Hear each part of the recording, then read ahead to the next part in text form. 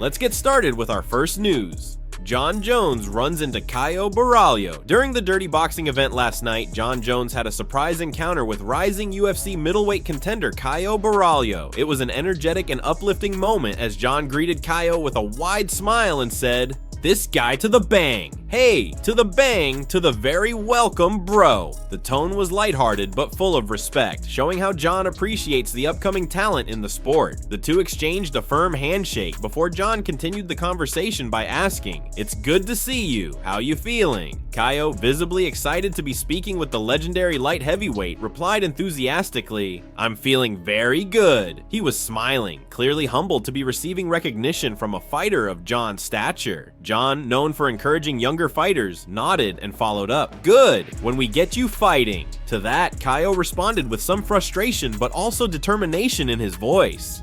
"Yeah, man, I'm trying. I'm climbing, killing it. I've been trying to fight for a year. Everybody's ducking." It was a clear sign of how difficult it can be for rising stars to get opponents who are willing to step into the octagon with them, especially when they're seen as high risk with low reward.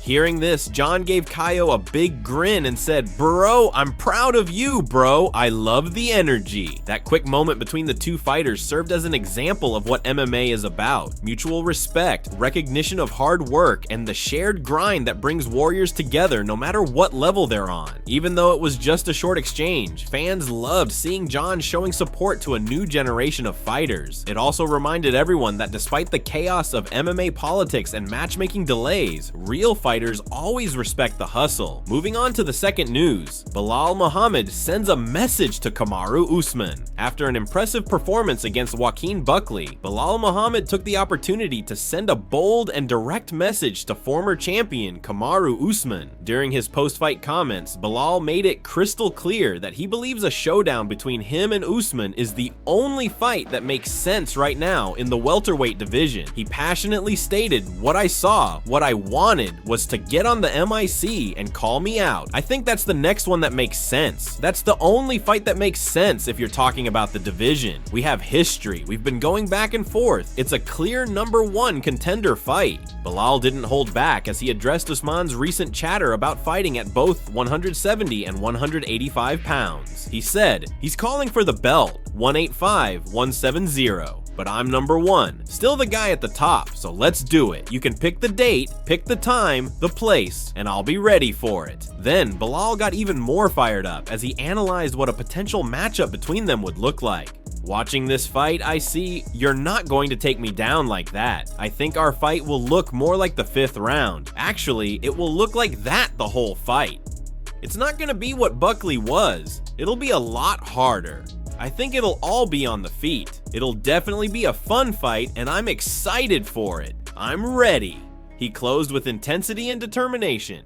"I've been waiting for it. I've been wanting it. So hopefully the UFC makes it." Later that night, Balal took to social media platform X and threw another jab at Usman, writing, "The guy that made you cry on your podcast." This statement fired up fans and added even more fuel to an already heated rivalry that could lead to one of the most exciting matchups in the welterweight division.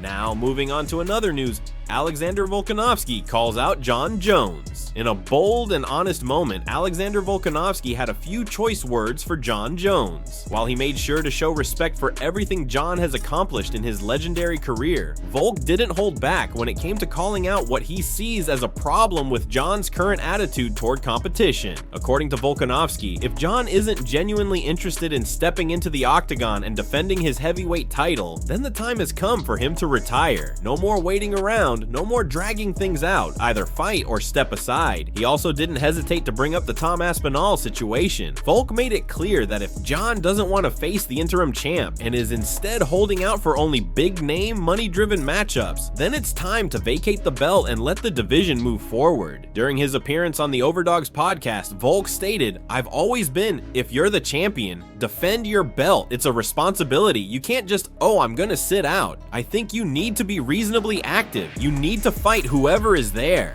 He continued, If you got an interim champ, it's a no-brainer. I don't want to throw heaps of shade, but I mean, look, I know he's proved himself. Everyone's like, oh, look at what he's done, it's fine. It's like, not really. Don't hold up the division just because your resume is incredible. Volk was firm in his belief that while John's achievements are undeniable and his legacy as the greatest of all time is respected, that status doesn't give him a free pass to stall the division. What you've done is incredible. You're considered the greatest of all time. Yeah, we get that. But if you don't want to fight, just retire. You're done. Or if you want big fights, you're gonna have to vacate the title. Again, it's a responsibility. That's how I've always looked at being the champ. This isn't just another fighter taking shots. This is a fellow champion demanding accountability from another. Now let's move to another story. Jon Jones versus Tom Aspinall in dirty boxing. Jon Jones continues to troll the entire MMA community with his mind games, and this time he's using the dirty boxing stage to stir the pot even more. In his latest stunt, Bones claimed he would be open to fighting Tom Aspinall, but not in the UFC. Instead, Jones teased that he'd be willing to face Aspenol under the dirty boxing banner. For those confused by this strange twist, here's what you need to know. Jon Jones is actually a co-owner of Dirty Boxing, a hybrid boxing promotion that he shares with none other than Mike Perry. This venture aims to combine elements of MMA and boxing into one gritty, unpredictable combat sport. With Jones so deeply involved, it's no surprise he's using it as a platform to keep fans guessing about his next move. While attending the latest dirty boxing event in Miami, Jones was asked by reporters if he was planning to return to action and whether Aspinall was part of the picture. One reporter asked, "What's the magic number to get you back?" Jones smirked and responded, "If you come to Dirty Box, you'll find out tomorrow night." Another journalist asked, "What did you think of Francis?" To that, Jones teased, "I think Francis is going to be at Dirty Boxing tomorrow night. Gotta make sure you guys come. Who practices, Tom or Francis? Whoever comes to Dirty Box." Then came the million-dollar question.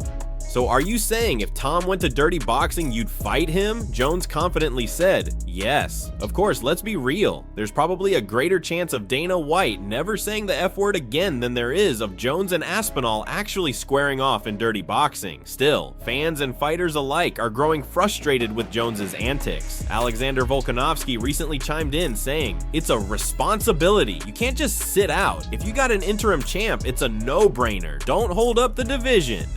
Since winning the vacant heavyweight title against Cyril Gane in March 2023, Jones has only defended it once, stopping Stipe Miocic in November 2024. Meanwhile, Tom Aspinall recently told MailSport that he has a fight coming soon, but can't reveal the details yet. So, do you think Jones is actually stepping up, or just playing games again? Moving on to another news, Garry responds to Shawn Brady's comment. Recently, Shawn Brady stirred the pot by insisting that Garry's campaign to fight Balal Muhammad is nothing but fake news. According to Brady, the real matchup that's in motion is him versus Garry, and he's confident it's going down soon. During an episode of the Steady Picks podcast, Brady made a strong statement. "It's not happening. Me and Ian, we're fighting." When asked how he could be so sure, Brady responded confidently, "Because I know. He's just trying to stir the pot." Brady's comments were clearly meant to shut down the growing buzz around Garry versus Balal, a matchup that Garry has been aggressively pursuing, especially after Balal's impressive victory over Jack Della Maddalena at UFC 315 back in May. However, it didn't take long for Garry to fire back. Taking to social media, Garry responded, "Shawn Brady apparently saying I'm avoiding him by calling out Balal. I'm calling out Balal because he's a former champ, currently ranked #1, and he code you, but if you want it, I'm in. I've never said no to anyone, and everyone knows that." Garry's response makes it clear he's not backing down from either fight. His reasoning for chasing Balal is strategic. Balal Muhammad is not only the top contender, but he also holds a brutal win over Brady, making him the more high-profile target for someone eyeing a title shot. Still, with Brady ranked #2 and recently coming off a massive win over Leon Edwards, a bout between him and Garry is far from meaningless. In fact, a win over Brady could do just as much to push Garry toward the welterweight title.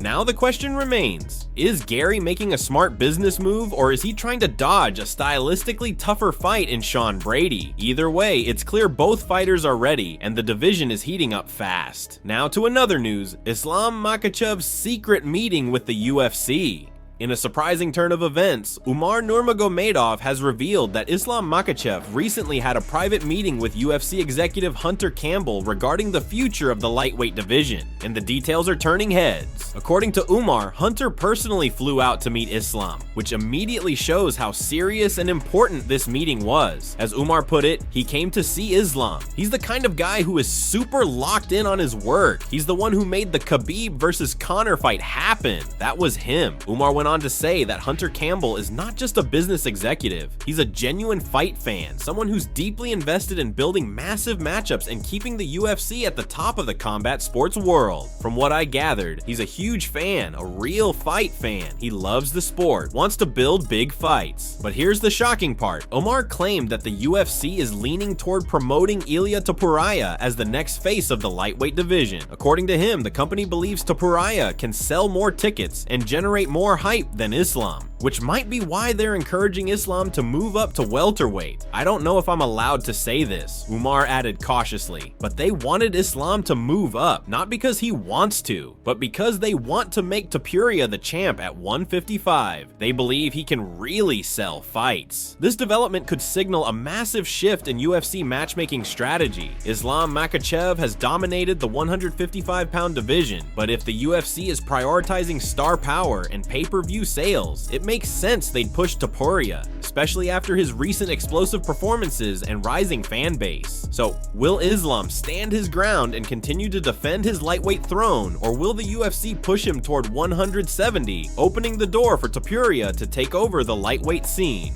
Finally, let's wrap it up with this last news. UFC fighter forced to write an apology letter to the UFC. Now, this is something you don't hear every day. A UFC fighter being forced to apologize in writing to the promotion just to receive his bonus money. But that's exactly what happened to Drakkar Klose, who recently shared this unusual story during an appearance on Tim Welch's podcast. Klose revealed that after his incredible KO slam of Joe Solecki back in 2023, he was supposed to receive a $50,000 performance bonus, but that payday was almost taken off the table due to a single comment he made during his post-fight interview.